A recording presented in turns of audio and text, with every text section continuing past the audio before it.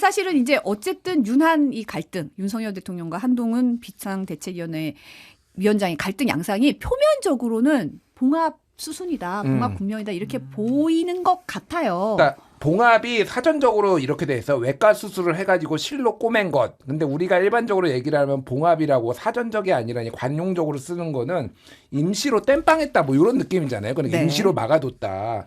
제가 뭐 예언하는데 곧 실밥 터진다. 실밥이 곧 터진다. 네, 실밥이 조금도 아니고 상처가 이만큼면 두두두둑 터질 거다. 조만간.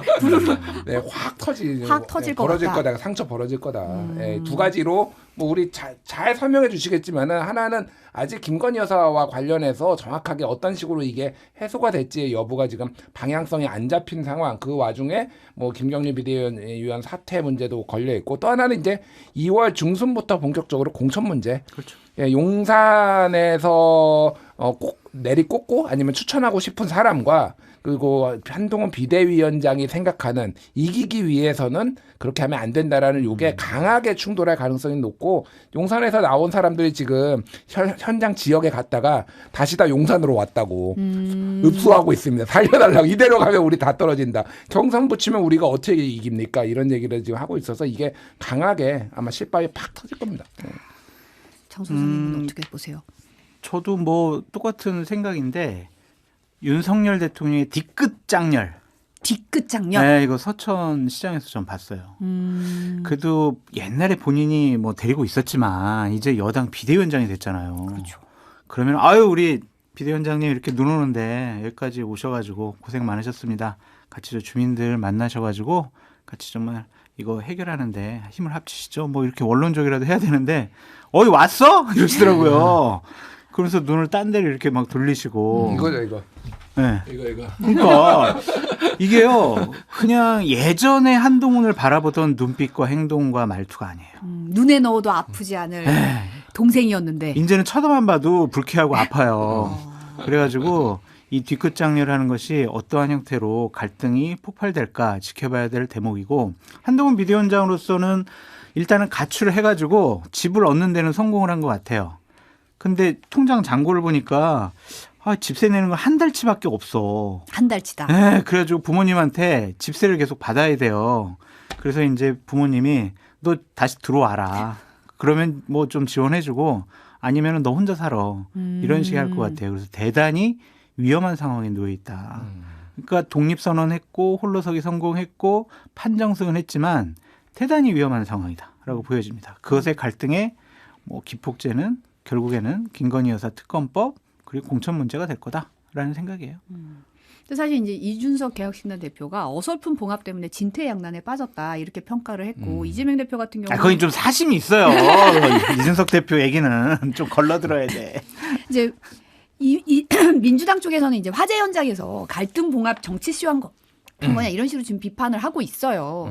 어떻게 보세요? 그러니까 그 화재 현장에서 그게 봉합이 됐다라는 거에 조금 뭐 불편해하시는 분들도 있고 뭐 이게 일부러 짠 건 아니고 뭐 완전히 좋으라고 보기는 어렵지만은 둘 다 가서 이제 만난 건데 그게 뭐 큰 문제냐라고 하시는 분들도 있는데 저는 이게 논란이 될 것 같으면은 조금 더 정교하게 했었어야 된다. 정무적으로 무슨 얘기냐면은.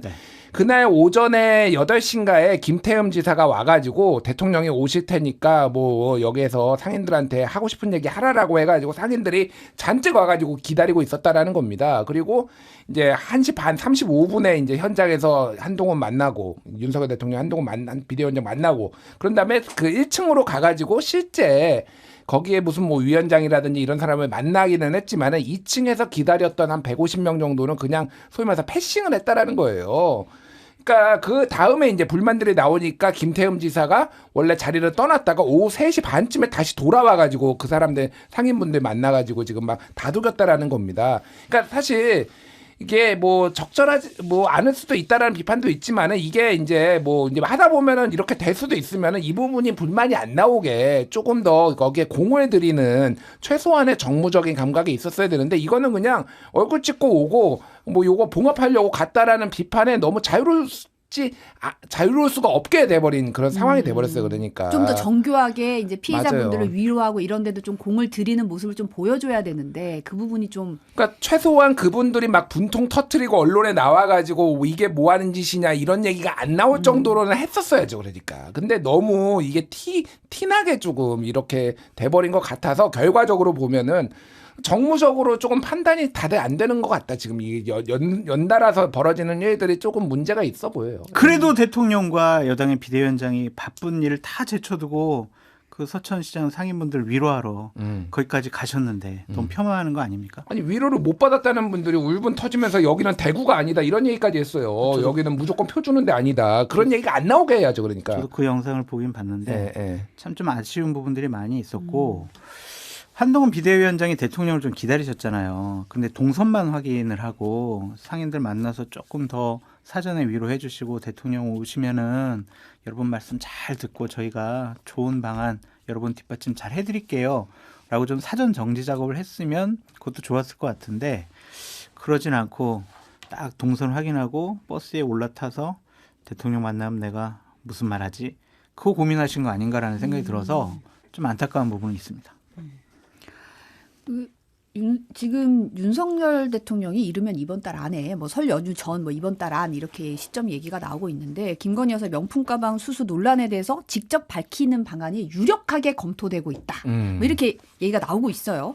확정은 아니고 유력하게 검토 중이다. 뭐 이렇게 얘기가 나오고 있는데 어떻게 보시나요? 일단은 제가 저거가 매우 유력한 방안이라고 한 거가 저 얘기가 공식적으로 나오기 전에 제가 예언을 했습니다. KBS랑 아마 대담하면서 저거 사과할 가능성 있다. 언급할 가능성 있다. 근데 왜냐하면은 그냥 상식적이에요. 왜냐하면은 기자회견은 안 한다고 지금 하는 쪽으로 잡혔잖아요. 왜냐하면 기자회견을 안 하는 쪽이 김건희 여사 관련해서 막 물어보면 곤란하니까 안 하겠다라는 쪽으로 잡혔잖아요. 그러면은 이제 언론 인터뷰를 하면 어디랑 할 것이냐. 작년에는 조선일보랑 했고 올해는 문재인 대통령 2년 차에 KBS랑 했었거든요. 네. 그러니까 문재인 대통령도 했으니까 뭐 이거 하는 게 이상한 거냐. 그리고 KBS는 박민 사장이 오면서 적당히 뭐라고 해야 되나 순치됐다라고 이제 판단할 수도 있는 거죠. 그러니까 그런 뭐 여러 가지 정무적으로 조금 이런 질문들을 이렇게 조금 다듬을 수도 있는 뭐 이런 거를 봤을 때는 저게 굉장히 유력할 거다. 그리고 워낙 출구 전략이 지금 필요하다라는 얘기가 당에서 너무 많아요. 그리고 대통령실 주위에서도 이거는 뭔가를 해결을 하고 가야 된다라는 얘기고 예를 들면 예전에는 김건희 여사 얘기 안 하던 사람들까지 김건희 여사 이걸 해소해야 된다고 얘기하고 있어요. 원희룡 장관 같은 경우에도 중앙일보 인터뷰에서 그 얘기 했거든요. 이틀 전에. 그러니까 이거는 안 하기가 어려운 상황이 됐다라고 본다면 가장 유력한 게 KBS와 대담해서 유감 표명 그리고 앞으로 제2부속실 조만간 설치 특별감찰관 야당하고 바로 이제 논의하겠다. 총선 끝나자마자 논의하겠다. 요 정도 얘기를 하면서 뭔가 출구 전략을 마련할 것이다. 이게 좀 뭐 합리적인 것 같아요. 예. 근데 왜 확정이 아니라 유력 검토일까요? 이 정도면 확정을 해도 될 것 같은데. 저쪽에서 그냥 유력 검토면 그냥 확정으로 해석을 하면 될 것 같고요. 네. 어차피 생방송은 아닐 거 아니에요. 그래서 녹화겠죠. 녹화할 거예요. 그리고 철저하게 잘 짜여진 사전 뭐 원고 그리고 단어 하나 선택을 엄청나게 신경 쓸 것 같아요. 치밀하게 조율을 거친 뒤. 저도 예언 하나 하겠습니다. 예요. 네. 거기서 사회자가 질문을 할 때 대통령한테 질문을 할 때 김건희 여사라는 단어는 쓰지 않을 것 같습니다. 아. 그냥 배우자의 아니 김건희라는 단어를 아예 안 쓴다고? 무슨 원고에 홍길동도 아니고 이거 못해요? 이름 언급을 못한다고? 이름이 안 나올 거라고요? 그 지금 뭐 논란이 되고 있는 아. 그냥 이 가방 문제와 관련해서는 명품 가방 안 돼요. 아, 디올도 안 돼. 디올도 안 되고. 네, 가방 문제와 그냥 관련해서 더 가방인가요? 네. 가방 문제 관련해서 더 가방. 대통령께서는 좀 많은 국민들이 걱정하는 부분이 있는데 어떻게 생각을 하십니까? 이 정도로 물어볼 것 같다는 좀 생각이 들고요. 이름도 안 나올 거다, 디올 안 나올 거다, 명품 안 나올 거다. 네. 그리고 뭐 녹화를 오래 하고 또 대통령실에서 충분히 논의를 해가지고 민감한 것들 좀 논란이 될 만한 것들은 다 편집해서 그냥 본인들이 하고 싶은 얘기만 하지 않을까. 그래서 뭔 의미가 있을까라는 생각이 들어요. 국민들과 기자분들이 원하는 것은 바로 그 자리에서 대통령 얼굴 보고 기자분들이 국민이 궁금하는 거 바로 불편한 질문 하는 거 아니에요. 아, 그렇죠. 그것에 대해서 대통령이 어떻게 답변하는지 그걸 보고 우리가 아 그래 대통령님 저런 생각 갖고 있구나. 부정평가 좀 걷어들일 수 있는 건데 사전에 짜여진 각본 재미없습니다. MBC랑 해야지 하려면은 MBC는 존재하는 날리면 바이든도 물어보고 정말로 어떻게 말씀하신 겁니까? 이런 거 해야 되는 거 아닌가? 네, MBC는 존재하는 것만으로도 고마워해야 된다. 그런 것까지 생각하시면 안 돼요, 그냥. 어? 아, 근데 사실은 이제 아까도 잠깐 얘기 나왔지만 그동안 이 명품 가방 수수와 관련해서 이제 여당의 입장이 네. 보면은 대통령실 입장이 이제 몰래 카메라 정치 공작의 그렇죠. 피해자다. 그렇죠. 이런 입장이잖아요. 그러면 이제 거기서 더 나가서 사과보다는 뭐 유감 표명, 입장 표명 정도 될 거다 이런 얘기가 나오고 있는데 이제 국민들이 그걸로 수긍할 거냐라는 거죠, 사실은. 근데 이제 사과를 해도 그렇게 큰 변화, 감흥이 있을까라는 좀 생각이 들어요. 밀려서 하는 사과잖아요. 시점도 많이 늦었잖아요. 억지로 하는 사과라는 인상을 받는 거예요. 그래서 뭐 지지층들은 그래 아유 대통령이 저 정도 얘기했으면 됐지 더 이상 뭘 원하는 거야 막 이러겠지만 많은 국민들께서는 아유 그냥 마지못해서 하는구나 그렇게 생각할 것 같아서 신년 간담회에서의 사과의 효과는 그렇게 썩 크지는 않을 것 같다라는 생각이 드는데 그럼에도 불구하고 안 하는 것보다는 낫다. 안 하는 것보다는 네. 그래도 그렇게 보여져요. 뭔가 얘기를 해야 한다. 그러니까 이런 거예요. 그러니까 지금 이게 뭐 너무 커져가지고 이 문제가 해소가 안 되면은 여당을 찍지 않거나 지지를 할 수가 없다라는 분들도 꽤 있어요. 근데 어떤 방식으로든 명분만 주어지면은 나는 여당을 좀 찍고 싶어. 그러니까 이거를 좀 해결을 해줘라는 지지층도 분명히 있거든요. 그러니까 이게 그러니까 보통 대통령 국정수행 지지율이 우리가 35대 60 보통 얘기하잖아요. 네. 그거보다도 여론이 더 안 좋아요. 그 얘기는 뭐냐면은 그것만 해소가 되면은 어느 정도는 복귀할 수 있다라는 거를 본다라면은 최소한 중도층을 다 휘어잡고 다시 뭐 돌아오게 하고는 어려워도 지지층 중에서 좀 이것 때문에 이탈하신 분들을 복원하는 데는 도움이 될 수가 있는 거죠. 그 또 다른 효과는 국민의힘 내부 여권 내부에서 아 김건희 여사 명품께 사과해야죠 이런 얘기가 더 이상 안 나올 거 아니에요. 만약 유감 표명까지 했는데 사과해 안 돼 사과해 사죄해 이렇게 나오면은 그 사람은 이제 상당히 위험해지는 거죠. 안 돼 구속해야 돼. 뭐 이런 거는. 그래서 그런 효과 있을 거고 근데 그 다음에 어차피 또 도이치 주가 조작 특검이 또 있어가지고 분란은 계속 나올 것 같아요. 도이치 특검법입니까? 김건희 특검법입니까? 도이치 주가 조작 특검입니다. 근데 사실은 이제 박미영 님도 아까 얘기를 해주셨는데 로이터와 월스트리트 저널 네. 외신들도 김 여사 명품백 창피해요. 관련 보도를 했단 말이에요. 근데 어떻게 보면 좀 외신까지 이렇게 얘기를 하는 것 자체가 좀 사태가 어떻게 보면 뭐 너무 일파만파 퍼진 거 아닌가 이런 생각이 들긴 하거든요. 창피하죠. 만약에 일본의 기시다 총리의 부인이 누구 어떤 지인으로부터 명품백을 받았다. 대한민국 국민들이 그걸 봤어요. 아이고 이거 참 저기 막 갈 대로 갔구나. 막 이렇게 생각할 거 아니에요.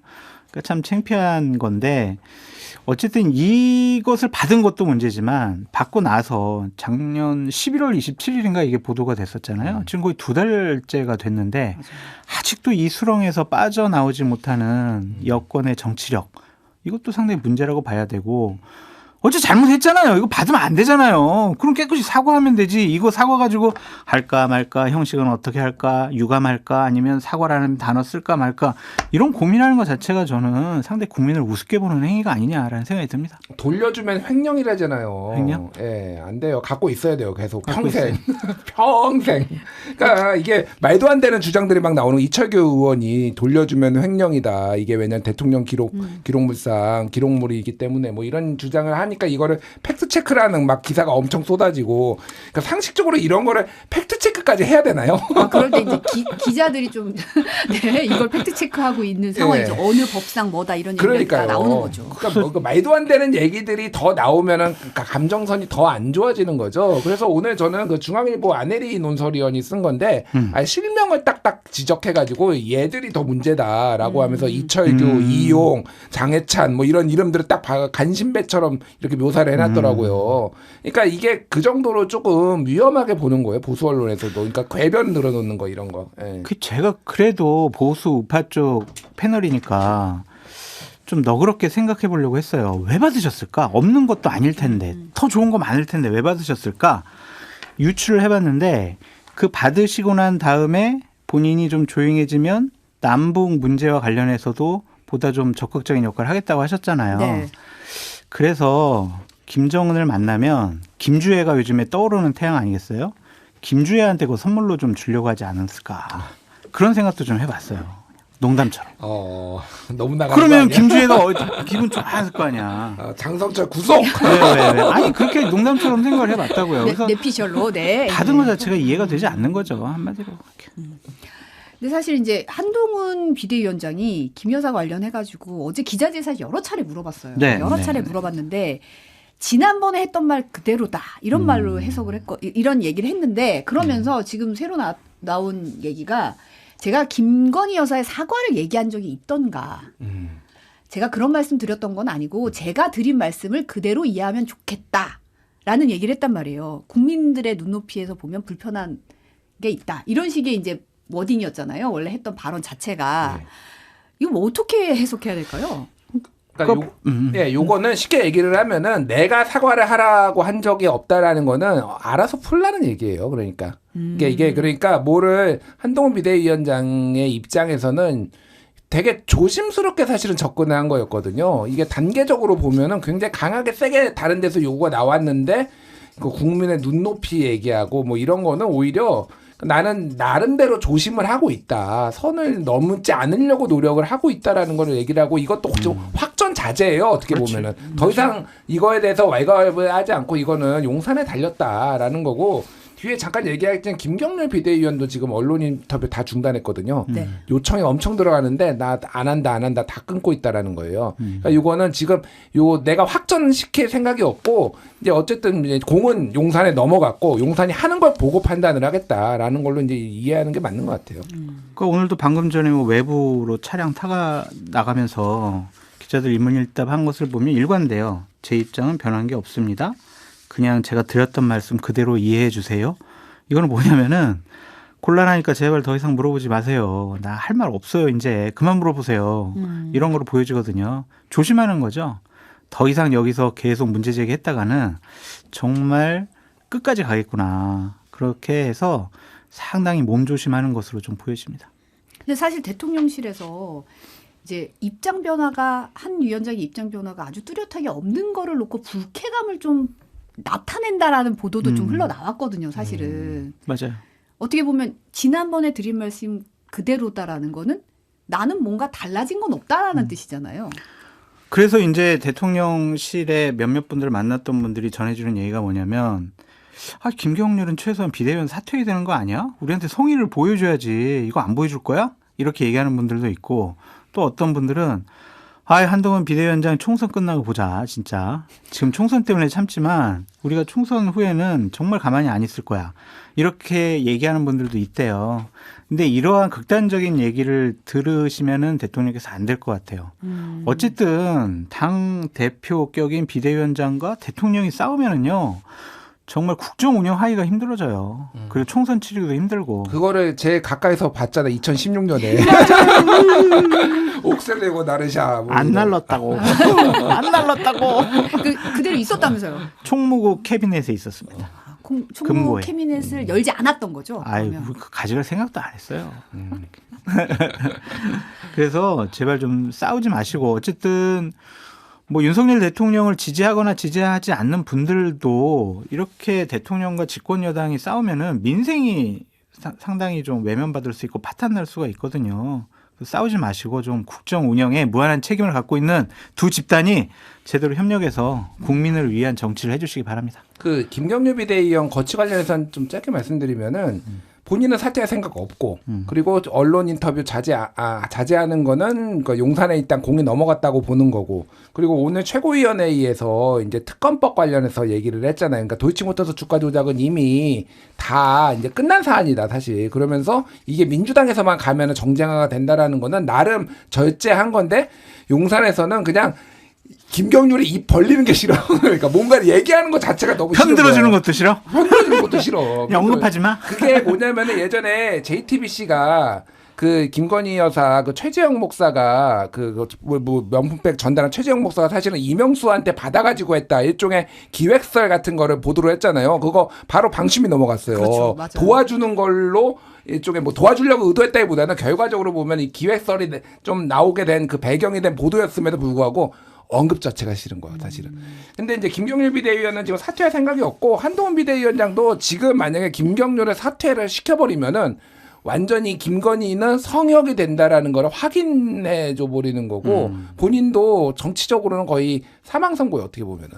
그래서 지금 상황은 아니고 대통령이 뭔가를 그러니까 뭐 저 기자회견 아니 그 간담회를 하고 대담을 하고 그러면은 뭐 그럴 가능성도 배제할 수 없죠. 제가 이거는 뭐 그냥 예언처럼 드리는 건데 마포울의 선거에 집중하기 위해서 저는 비대위원 사퇴하겠습니다. 뭐 이런 식으로 간다든지 예, 뭐 그런데 지금은 사퇴를 하는 거는 아무도 생각을 안 한다. 아, 지금은 이대로 간다. 한동훈 비대위원장에게 기자들이 물어봤어요. 방금 전에. 김경률 사퇴 요구하고 있잖아요. 일각에서. 저는 그런 얘기 들어본 적 없습니다. 요구 받은 적 없습니다라고 했고 아니 그래도 총선 출마하는 비대위원 지금 내려놔야 되는 거 아니에요? 그랬더니 그런 것도 생각해 본 적 없어요. 더 이상 물어보지 마세요. 이런 얘기예요. 완강해요. 근데 대통령실은 최소한의 성의를 표해라 라고 계속 요구할 가능성은 높다라고 보여집니다. 사실 동아일보 오늘 보도를 보면 김경률 비대위원과 한동훈 위원장 사이가 상당히 두터운 관계다. 이게 그냥 비대위원으로 그냥 위촉된 게 아니다. 뭐 이런 보도를 했더라고요. 우경률.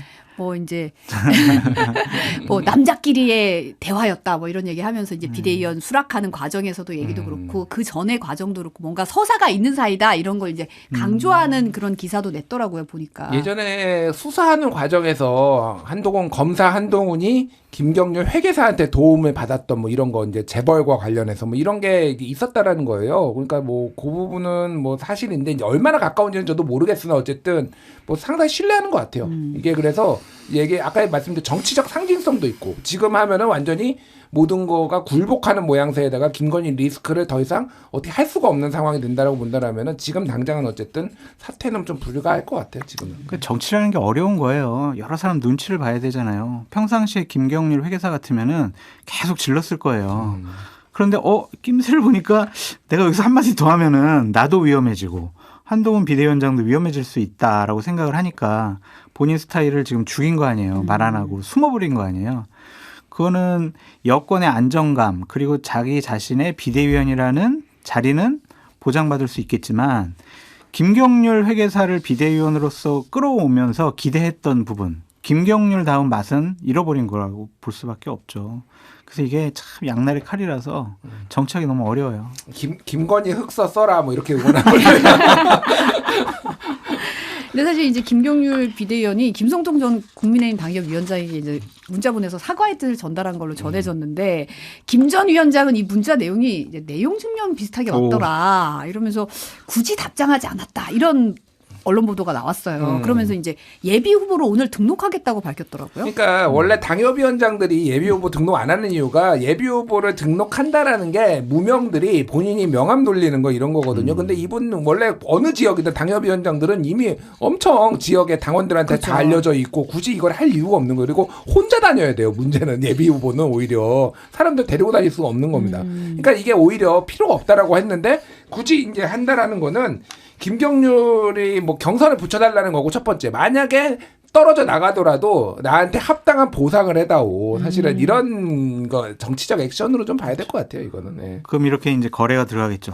아이 좀 참고 저기 지금 공사 자리 곧 이제 한 5월 달쯤에 나오니까 거기 사장으로 보내줄 테니까 좀 진정 좀 하세요.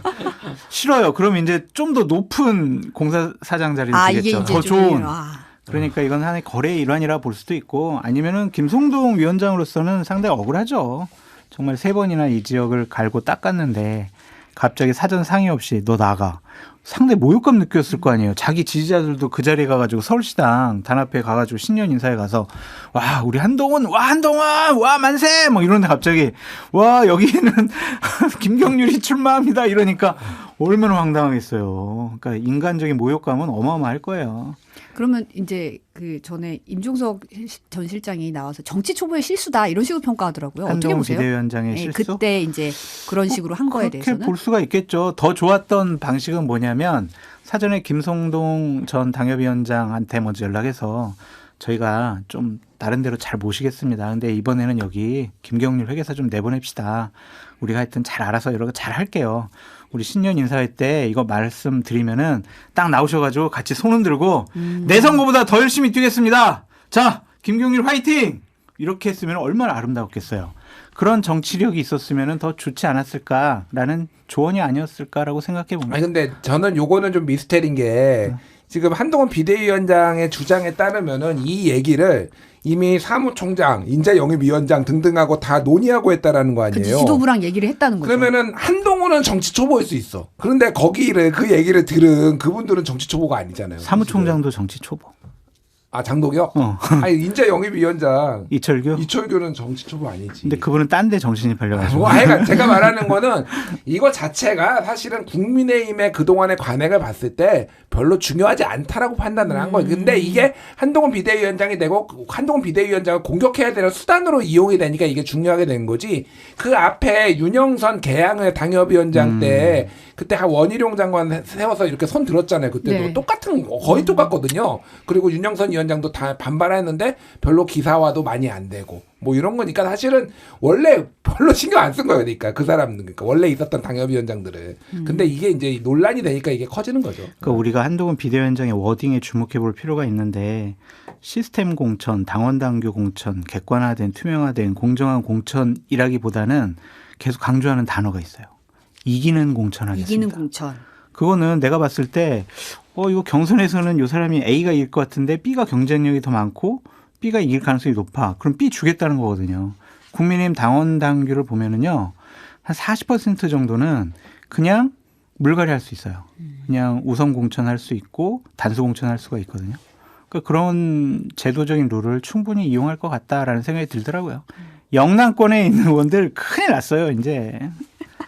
근데 사실은 아까 이철규 의원 얘기를 하셨는데 이철규 의원이 사전 상의했다는 그 보도에 대해서 보기에 따라서는 그렇게도 보이겠고 또 아닐 수도 있다 이런 얘기를 했거든요. 저는 이게 무슨 뜻이지 했더니 이제 어제는 또 이제 청년 정치인들 만났을 때 김영태 최고랑 이제 박성민 최고 얘기 나왔을 때 그러면 대통령실이랑 얘기가 안 된 모양이네요. 이런 얘기가 나왔는데 이건 어떤 의미일까요? 그러니까 봉합이 됐잖아요. 어쨌든 그쵸. 봉합이 됐으니까 요 문제로 확전을 시키고 싶지 않다라는 거예요. 쉽게 얘기해 뭐라고 얘기하든 뭐 사전 상의가 안 됐으면 한동훈은 거짓말쟁이, 사전 상의가 됐으면은 이거는 본인이 윤심을 받들어 가지고 움직이고 있는 사람으로 알려져 있는데 그러면 또 대통령이 난감해지거나 뭐 하여간 이런 복잡한 상황을 그러니까 NCND로 해버리는 게 지금은 훨씬 선을 그어서. 근데 나중에 만약에 다시 이게 아까처럼 실밥 터지잖아요. 그럼 이제 다시 뭔가 나올 수도 있어요. 이게 책임 회피죠. 네, 지금. 잊어버렸던 기억력이 다시 돌아올 수도 있습니다. 사실은 이러면서 눈치 보고 책임 회피하고 싶어 하고 그런 거예요.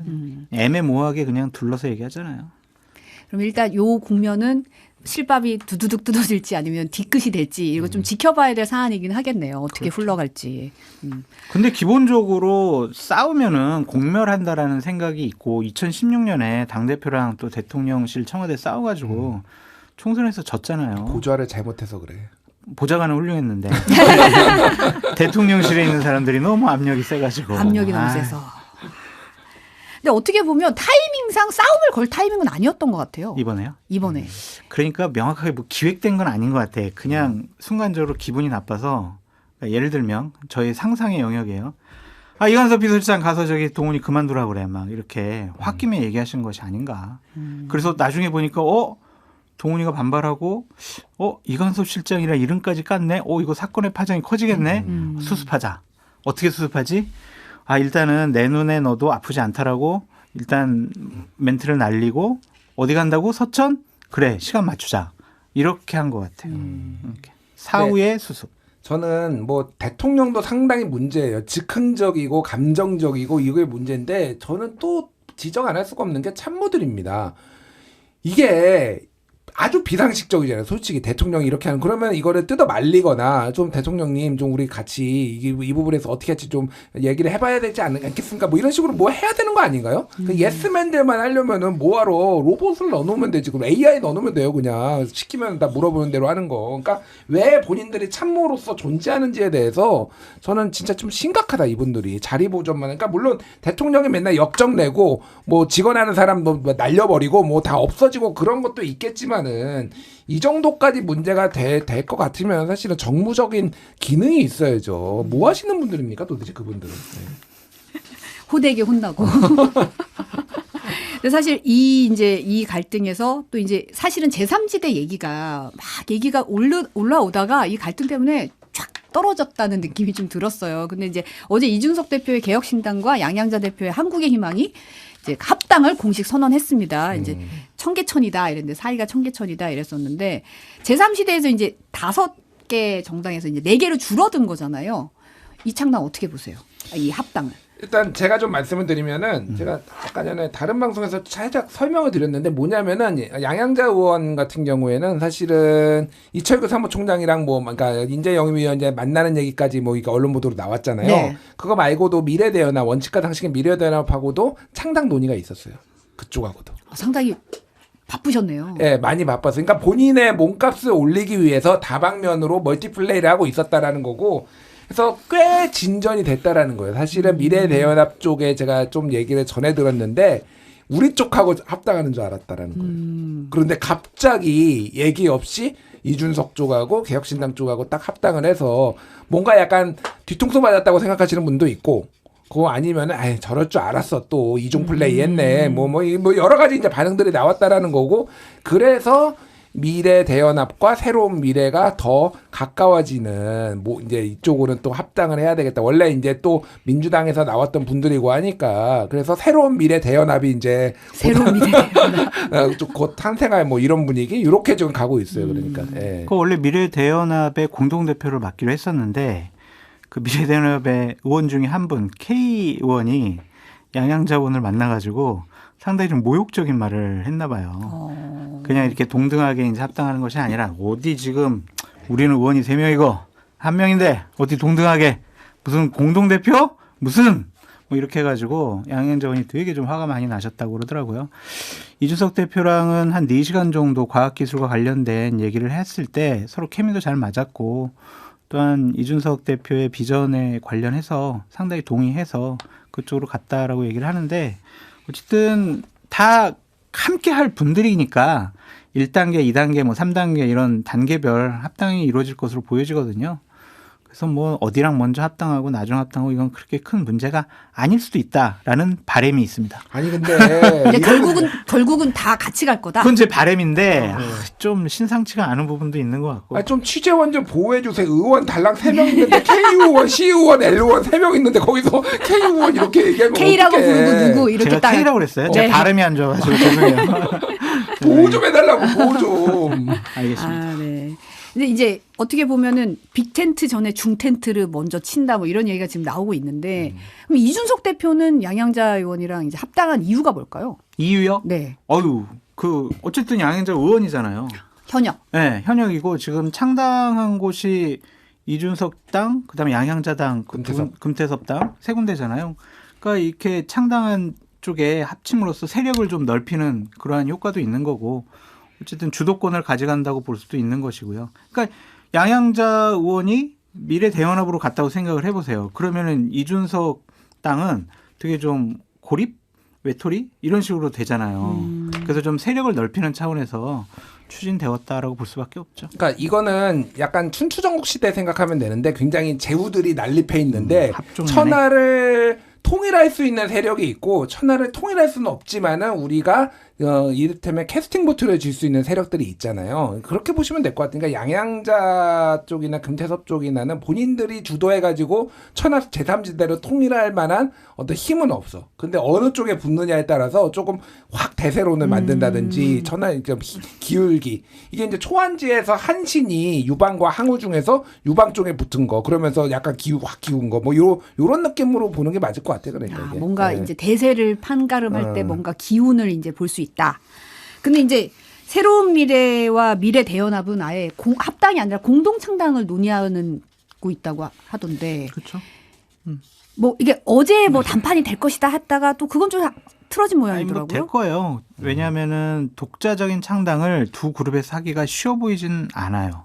그렇기 때문에 힘을 합쳐가지고 일단은 민주당 진보 쪽 계열의 당을 하나로 일단 만들어 보고 그 다음에 이제 보수 우파 쪽 중도 쪽 그러한 세력과 2단계로 합당하는 모습을 보이려고 할 거기 때문에 일단 이낙연 대표랑 미래대연합은 합당하는 것은 예정된 수순이다. 그렇게 보여집니다.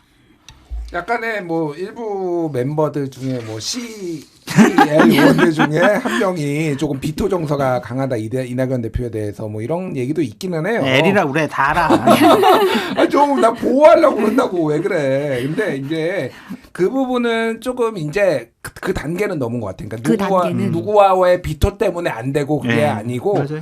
일단은 사실 창당에 대해서 좀 의지가 없었던 분도 있고 창당을 해야 된다라는 분들, 그러니까 원칙과 상식 중에서도, 그러니까 처음부터 여기를 창당을 하려고 한 게 아니라 조금 플랫폼 형식으로 가가지고 다른 데를 이렇게 다 받아들여서 이렇게 빅텐트를 청문했는데 그게 어그러지다 보니까 아무래도 지금은 공동 창당이 좀 많이 불가피해진 부분이 있고 지지자들끼리도 약간 논란이 있대요. 그러니까 뭐냐면은 지지자 겹치는 게 많아가지고 여기에 당원들 막 모집을 했을 거 아니에요 이미. 그렇죠. 창당하려면 모집해야 되니까. 왜 우리가 다 이렇게 다 친한데 왜 한쪽은 새로운 미래고 한쪽은 미래대연합이고 뭐 이렇게 긴장 관계에 있어야 되냐 이런 얘기도 막 나오기도 그럼요. 하고 뭐 그래서 이건 좀 불가피할 것 같아요. 네. 심은정님이 평론가들은 기억력도 좋아야겠네요. 저는 도통 신당 이름 구별이 안 된다고. 저희들도 헷갈려요. 그러니까 근데 이제 하다 보니까 이제 입에 익었는데 새로운 선택 있고요, 새로운 미래 있고요, 미래 대연합 있고요, 개혁신당 있고 한국의 희망은 이제 없어졌고 네. 한국의 희망은 슬로건으로 쓴답니다. 개혁신당의 슬로건으로 한국의 희망. 예. 근데 이제 보면은 김종민 미래대여 K 의원이 공동창당 준비위원장이 이제 얘기를 하면서 이제 창당한 다음에 합당을 한다면 빅텐트 방식이 연합하게 될 거다 이런 얘기를 했고 이제 가능성을 서로 확인하는 정도까지만 이제 했다 이런 식으로 말씀을 하면서 이제 민주당 내 친문계를 향해서 좀 이제 나와서 들어와라 이런 얘기를 했더라고요. 결국은 이제 수순일까요? 어떻게 보세요? 그러니까 지금 민주당 내 분위기는 이제 비명 척결 해가지고 비명들 이상민 뭐 이렇게 원칙과 상식 다 나왔잖아요. 이제 윤영찬 의원 빼고는 이제는 그러니까 친문 뭐 척결까지는 아닌데 친문 저격 뭐 이게 시작이 됐잖아요. 그래서 그러니까 이게 근본적으로 계파 갈등 문제도 있지만은 민주당이 지난번에 너무 많이 이겨가지고 지역구만 163석을 이기면서 그냥 이제 문제가 생긴 거죠. 그래서 어떤 식으로든 누구를 밀어내지 않으면은 새로운 사람들이 들어갈 자리가 없으니까 그거를 명분으로 삼아서 친문들에 대한 저격이 시작됐다고 보는 게 맞을 것 같고 그러니까 여기 빈틈을 노리는 것 같아요. 그러니까 그런다고 이분들이 친문 안에 지금 당내에 있는 친문들이 갑자기 다 막 탈당하거나 그러진 않을 것 같은데 몇 명 정도는 굉장히 유력한 것 같아요. 가능성이 있는 것 같아요. 그러니까 조금 지금 그래서 너무 친명 쪽에 소위 말해서 그 주류 쪽에서도 이거가 전선이 너무 커지기를 원하진 않아요. 그러니까 막 이게 친문들을 대거 학살해가지고 막 이게 막 분당 가는 막 대거 탈당 뭐 이렇게 되면은 이게 곤란하니까 적절하게 필요한 사람들만 조금 이렇게 저격하는 방식으로 불출마 요구하거나 뭐 이렇게 임종석 실장 같은 경우에는 뭐 결단해야 된다 막 이런 얘기 나오고 있잖아요. 현역이 아니잖아요 또. 막 그러다 보니까 좀 적절하게 좀 줄을 타고 있다 이렇게 보는 게 맞을 것 같고 그래서 대거 제3지대로 갈 것 같지는 않지만 몇 명 정도는 갈 수도 있겠다 지금 분위기 봐서는. 그러니까 이 흐름에서 우리가 눈여겨봐야 될 사람이 이현주 전 의원이에요. 이현주 전 의원. 이현주 전 의원이 뭐 이재명 당대표의 전화를 받고 민주당 입당을 고민하고 있어요라고 지금 밝히고 있잖아요. 이현주 의원을 이재명 당대표가 왜 영입을 하려고 했을까? 왜? 윤석열 정권 공격하는 스피커들은 많아요. 그런데 민주당 내에서 친문 세력을 공격할 만한 스피커가 없어요. 근데 이현주 의원이 민주당을 탈당한 것은 친문 패권주의에 대해서 환멸을 느껴가지고 탈당을 했거든요. 그래서 이현주 의원을 이재명 당대표가 영입을 함으로써 친문 세력을 좀 잠재우거나 공격하는 수단으로 그들을 좀 쫓아내는 명분으로 삼으려고 하지 않을까라는 저의 이제 개인적인 생각이고 그렇게 해서 공식적으로 좀 친문 세력 공격을 하고 지금 친명 세력들이 친문의 주요한 일들을 담당했던 분들, 임종석, 노영민 이런 비서실장들 니들 출마하지 마. 니들 탈당하든가 너 당 나가. 막 이런 식으로 과격한 주장까지 하고 있잖아요. 이번에 로고까지 바꿨잖아요. 그렇죠. 네. 그런 것을 보면 확실하게 이번에 친문 색깔을 좀 민주당에서 다 드러내고 이재명 당으로 완전히 탈바꿈시키겠다라는 저는 신호로 봐요. 그래서 이번에 공천 때 뭐 비주류도 좀 배려해주고 비명들을 배려해주고 이런 일은 벌어지지 않을 것 같아요. 오히려 국민의힘보다 민주당이 공천 난장판, 공천 학살이 더 크게 일어날 것 라는 좀 생각이 들고 예를 들면 이제 의정부 같은 경우에 현역 의원이 김민철 의원이 있거든요. 네. 근데 문희상 전 국회의장 자제분 공천 주려고 지금 컷오프 시켰어요.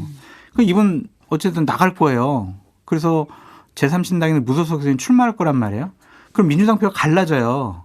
그러니까 이런 식으로 친명 세력 챙기려고 현역 의원들이나 친문 세력을 쳐내려다 보면 민주당 내에서 2명 후보가 나가서 자칫 잘못하면 민주당이 수도권에서 상당히 어려운 결과를 가져올 수도 있다라고 전망해 봅니다. 이현주 의원은 민주당으로 갈까요? 고민 중이래요. 고민 중이라고 하고 있고 뭐 이제 본인은 아까 전에 제가 오전에 이제 이현주 의원이랑 전화 통화를 했어요. 전화가 오셨더라고요. 제가 다른 방송에서 한 발언에 대해서 항상 불만을 가지시고 조심 좀 하세요.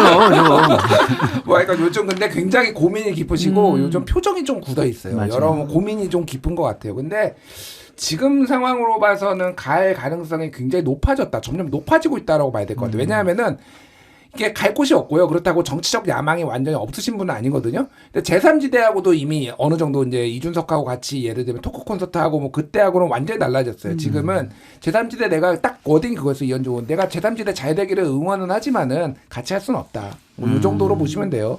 그래서 본인의 뿌리가 원래 민주당이었다라는 얘기도 하시더라고요. 그래서 민주당이었고 국민의힘으로 이렇게 워낙 친문 패권주의 뭐 이런 것 때문에 갔지만은 사실은 민주당이 돌아오는 게 이상한 게 아니다라고 그 전화상에서 말씀하시고 그래서 많이 기울었구나 그냥 민주당에 가는. 근데 조금 더 적절한 타이밍에 확실한 명분을 좀 찾으려고 하는 거다. 그리고 이게 뭔가 약속을 자리 공천 뭐 자리 보장받고 뭐 이렇게 가는 모양새로 비춰지는 게 조금 꺼려하는 거 아닌가. 이건 제 추정입니다만 그러니까 좀 확실한 명분을 좀 찾기 위해 지금 타이밍을 보고 있다 이렇게 보는 게 맞을 것 같아요. 친문 세력이 상당히 반발하고 절대로 이현주 받으면 안 되라고 강력하게 얘기하고 있거든요. 그것도 상당히 고민의 포인트인 것 같아요. 이재명 당대표도 그래서 아까 말씀드렸듯이 이현주 의원을 만나가지고 어쨌든 영입을 한다면 친문 세력은 가만두지 않겠어라는 선전포고로 저는 읽혀집니다. 지금 이준석 대표가 유승민 전 의원에 대해서 모시고 싶은 마음이 굴뚝 같다고 했는데 실현 가능성 어떻게 보시나요? 진짜 굴뚝 같을 거예요. 진짜 굴뚝 진짜? 같고, 이거는 그러니까 이준석 대표랑 이제 뭐 아주 최근에 유승민 의원에 대해서 얘기한 건 아니지만은 여러 차례 그 얘기를 하면은 유승민 의원을 모시고 싶은데 유승민 의원의 어떤 스탠스나 그동안의 그 뭐 바른미래당의 트라우마나 이런 것 때문에 언제 가서 타이밍을 보고 얘기를 해야 될지가 좀 고민이다라는 얘기를 여러 차례 했어요, 사실은. 그래서 모시고 싶을 텐데 유승민 의원은 뭐 제가 직접 유승민 의원한테 들은 바는 아니지만은 간접적으로 전해지는 거나 추정컨대 이 상황이 그러니까 그 트라우마, 바른미래당의 트라우마나 이런 뭐 빅텐트에 대해서 좀 부정적인 게 강해서 여러모로 지금 좀 상황을 지켜봐야 될 것 같아요. 예를 들면은 지금은 어쨌든 4개로 사자구도로 치러질 가능성이 점점 높아지고 있잖아요. 그럴 경우에는 오히려 유승민 의원이 합류할 가능성이 있는데 3개 정당으로 만약에 가면은 안 올 가능성이 더 높지 않나. 개인적으로는 그렇게 추정을 하고 있습니다. 그러니까 그게 유승민 의원이 합류하는 게 조금 뒤로 좀 미뤄질 것 같아요. 만약에 합류를 하더라도. 예. 한동훈 장관에게 달려있는 것 같아요. 한동훈 장관에게 네, 뭔 말이냐면 제가 한동훈 장관에 참모라면 제3신당의 김을 확 빼야 된다. 첫 번째, 두 번째, 세 번째, 네 번째 옵션들이 있잖아요. 그중에 한 두 번째 옵션 중에 하나는 유승민 전 대표가 신당으로 안 나가게 하는 게 중요한 옵션 중에 하나일 것 같아요. 그러면은 유승민 대표에게 뭔가 제시를 해야 될 거 아니에요. 그렇죠. 뭐 대구 형북이라든지 서울 좋은 지역이라든지 비례라든지 이런 거를 주겠다라고 약속을 해야 되는데 여기 또 걸림돌이 있잖아요. 윤석열 대통령이 유승민 전 대표 정말 싫어하잖아요. 그거를 한동훈 비대위원장이 저 이번에 저한테 좀 맡겨주십시오라고 설득할 수가 있을 것인지 그런 제안을 유승민 대표에게 할 것인지 봐야 되는데 예를 들어서 2016년에 저희가 선대위를 구성할 때 김종인 전 비대위원장을 우리 선대위원장으로 모셔오자라고 김무성 대표랑 참모들이 모여가지고 결정을 했었어요. 네. 그래가지고 제가 어쨌든 연락책이었으니까 통실에 청와대 당시에 연락을 했거든요. 큰일 날라고 그러냐고. 할매가 얼마나 지금 김종인에서 일을 갈고 있는데 뭔 소리 하냐고. 이렇게 시도를 못하고 있는데 문재인 전 대통령이 가가지고 김종인 위원장 확 채갔잖아요. 그때 우리가 정말 땅을 치면서 엄청나게 아까워했었던 적이 있거든요. 그러니까 만약에 한동훈 비대위원장이 대통령을 정말 설득할 수 있다. 그러면은 신당은 김이 확 빠질 수가 있겠죠. 그래서 이런 정무적인 판단도 해야 될 것 같아요. 네, 뭐 제가 진짜 좋아하는 건데 이게 표현이 할매가 뭐야 할매가. 아니 그쪽에서 그랬어. 그쪽에서 할매가 정말 싫어한다고 본인들 표현이 그랬어요. 아, 본인들 표현이 워딩이 그랬다. 워딩이 그랬다. 네. 그분들이 장 소장님 얘기가 아니라 워딩이 그랬다. 요거 하나만 딱 마지막으로 짚고 넘어가면 사실 이 제3지대도 선거제 개편 영향을 받을 수밖에 없잖아요. 예, 예. 지금 권역별 병립형 비례대표제 이게 이제 다시 대두가 되고 있는데 이 뭐예요, 그러니까? 그러니까 이렇게 보시면 돼요. 그러니까 처음에는 병립형으로 가는 게 이재명 대표와 주류들의 확고한 생각이었는데 여러 가지 상황들, 특히 이제 당내 원로들이 이를테면 김부겸, 뭐 정세균에서 이낙연 총리를 말할 것도 없고 이런 분들이 연동형 가야 된다라고 하고 막 당이 너무 쪼개질 것 같고 막 이렇게 될 것 같으니까 연동형으로 그러면 가되 뭔가 플랫폼을 만들어 가지고 소위 말해서 위성 정당이 됐든 뭐가 됐든 이런 걸 만들어서 한번 해볼까? 그게 우원식 의원이나 이런 분들이 강력하게 주장하고 있고 당내에서도 상당히 많은 의원들이 제가 토론회 2번 갔잖아요. 사실 연동형으로 많이 기울었어요. 이게 왜냐하면은 병립형으로 가게 될 경우에는 뭐 의석수를 더 얻을 수도 있지만 지역구에서 다자구도가 돼서 상당히 어려워질 수도 있다. 이런 제 분석과 설득이 조금 먹혔는데 지금 다시 제3정당을 좀 죽여야 된다. 이런 게 양당이 이해관계가 좀 맞아떨어지는 분위기예요. 그래서 오늘 중앙일보나 동아일보나 뭐 언론들 보면은 상당히 그런 분석들이 있거든요. 그러니까 이준석이나 이낙연 쪽이 의석을 더 가져가게 하면 안 된다. 그래서 권역별로 하는 건데 권역별로 쉽게 얘기를 하면은 3개 권역으로 나누는 거예요. 그 권역을 나누는 방법은 여러 가지가 있는데 지금 가장 유력한 거는 수도권, 중부권, 남부권인데 중부권은 충청도와 TK와 강원도를 묶는 거예요. 다 요렇게. 예, 이렇게. 그리고 남부권은 호남과 PK, 부울경과 제주도를 묶는 겁니다. 그래서 이거를 18석, 14석, 15석 이런 식으로 나눠가지고 뭐 의석수가 확정된 건 아닌데 어쨌든 그 정도로 나눠가지고 여기에서 이 지역에서만 비례대표를 명부를 따로 내가지고 따로 뽑는 거다. 이렇게 보시면 될 것 같아요. 그래서 요거가 원래 예전에 노무현 대통령이 얘기를 했던 거예요. 그때는 호남하고 영남하고 따로 해가지고 지역주의를 극복해보자라는 식으로 얘기가 나왔는데 지금 이런 식으로 묶는 게 그럼 지역주의 극복이 되느냐. 호남과 부울경을 같은 영역으로 묶어가지고 뽑으면 그러면은 내가 부산 사람이면은 누가 호남을 내가 호남 대표 선수입니다라고 나왔을 때 이게 찍을 것이냐 아니면 이게 뭐 극복이 될 것이냐 뭐 이런 뭐 복잡한 문제가 있는데 어쨌든 소수정당이나 정의당에서는 반대하고 있고 이게 양당 야합으로 비춰질 가능성이 상당히 높아서 제3지대가 오히려 의석에서는 비례 몇 석을 더 잃을 수도 있지만은 강력하게 양당 심판론으로 힘을 받을 수도 있겠다. 그러니까 그 MBC가 지금 코리아 리서치랑 같이 하는 거 있잖아요. 거기 네. 보면은 양당 심판론도 꽤 세거든요. 24% 정도 나오거든요. 정권 심판론 39, 민주당 심판론 23인데 양당 동시 심판론이 24였거든요. 그러니까 이게 좀 더 강해질 수도 있겠다. 그래서 좀 이 유불리 소위 말해서 정치공학적으로 유불리를 따지기가 좀 쉽지는 않아요 지금. 근데 제가 봤을 때 권역별 병립형 비례대표제는 국민의힘이 안 받을 거예요. 이건 2015년도 우리가 2016년 총선을 앞두고 선거법을 민주당하고 당시 협상을 했었는데 시뮬레이션을 돌려보면 국민의힘이 비례대표 상당히 손해를 많이 봐요. 그러니까 영남권에서 잃는 의석이 더 많고 호남에서는 얻을 의석이 거의가 없어요. 그리고 이거를 하게 되면은 석패율 제도까지 도입을 해야 되는데 네. 그렇다면은 영남에서 잃는 의석이 훨씬 더 많아져서 이거 손해다라고 해서 당시에 우리가 이거 하려다가 안 했어요. 그래서 제안을 거부해 버렸어요. 그렇기 때문에 이 권역별 병립형 비례대표제 가기는 어려울 것 같고 그냥 현재처럼 연동형으로 하냐 아니면 병립형으로 가냐 그렇게 단순화가 될 것 같아요. 그래서 이 부분과 관련해서는 근데 연동형 가나 병립형 가나 비례대표제는 비슷해요. 그냥. 근데 요거는 업데이트를 해야 되는 게 그때는 호남과 영남을 따로 묶는 거고 그래서 그거를 국민의힘의 비토를 좀 완화시키기 위해서 옆으로 묶는다니까요. 지금 옆으로 팽으로. 묶어서 그래서 별로 계산을 해봐도 손해보는 게 없는 거고 제가 알기로는 국민의힘이 병립형으로 돌아가되 권역별만 붙이면은 긍정적으로 검토해보겠다까지 나왔어요 사실은. 그래서 저는 될 가능성이 상당히 있다 지금 그렇게 돌아갈 가능성이. 저는 없다. 없다. 얘기해야 돼. 뭘 거실래요? 또 소고기. 또 소고기. 아, 소고기 좋죠. 소고기. 네. 제작진 전체. 아, 제작진 전체. 네. 제작진 전체면 우리가 수입으로. 한우 아니고요. 네. 네, 오늘 여기까지 듣겠습니다. 뉴스톱의 김준혜 에디터, 장성설 공동센터 소장과 함께했습니다. 오늘 감사합니다. 감사합니다.